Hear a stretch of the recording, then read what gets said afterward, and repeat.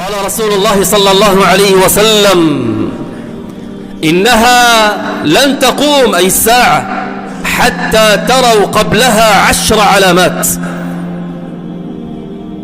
الدخان،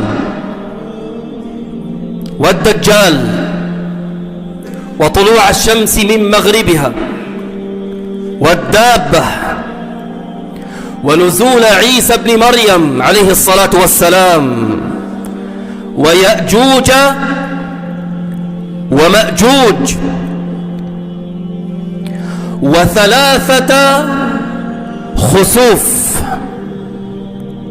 خسف في المشرق، وخسف في المغرب، وخسف في جزيرة العرب، وآخر ذلك نار تطرد الناس إلى محشرهم.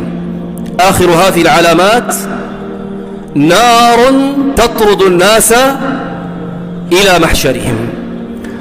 أول علامة الدجال. من هو الدجال؟